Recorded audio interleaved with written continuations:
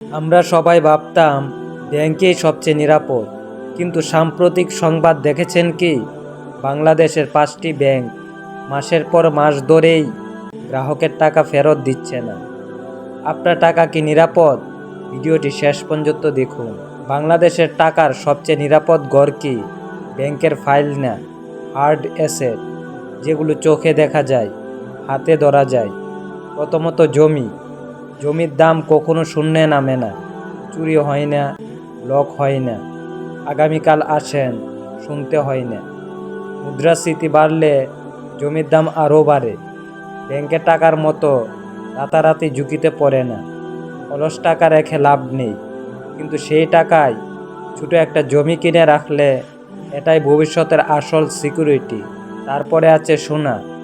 Bank ভেঙে পড়লে আপনার টাকা শূন্য হয়ে যেতে পারে, কিন্তু সোনা কখনো শূন্য হয় না। ডলার বাড়লে সোনার মূল্য বাড়ে। সংকট এলে সোনা নিরাপদ আশ্রয় হয়। সরকার, ব্যাংক, কেউ সোনার দামকে নিয়ন্ত্রণ করতে পারে না।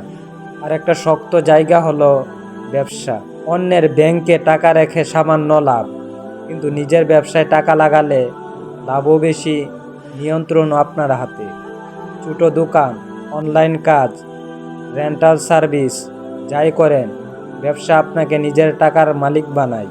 সুতরাং টাকার সঠিক গড় হলো জমি, সোনা, ব্যবসা, রেন্টাল অ্যাসেট, কৃষি জমি, যেগুলো অর্থনীতি খারাপ হলেও টিকে থাকে, অ্যাসেট টিকে থাকে।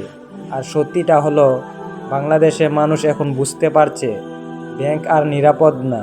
নিজের টাকার জন্য লাইনে দাঁড়িয়ে অনুরোধ করতে হচ্ছে। এটাই সবচেয়ে বড় অভিশাপ। তাই ব্যাংক হবে শুধু শেষ অপশন, তাও অল্প করে ভাগ করে রাখবে। পশ্চিমারা যাই শেখাক, বাংলাদেশে নিরাপত্তা আসে হার্ড অ্যাসেট থেকে, ব্যাংকের রিপোর্ট কার্ড থেকে না। টাকা কম থাকলেও ছোটো করে শুরু করেন, জমি, সোনা বা ব্যবসা দিয়ে। কারণ ব্যাংকে টাকা রেখে কেউ ধনী হয়নি, কিন্তু সময় মতো অ্যাসেট কিনলে মানুষ স্থির থাকে, নিরাপদ থাকে। আপনি আছেন ইনসাফের অর্থনীতি চ্যানেলে, সত্য বলা জায়গায়। ভিডিওটি ভালো লাগলে লাইক, কমেন্ট ও শেয়ার করুন। নতুন হলে চ্যানেলটি সাবস্ক্রাইব করুন।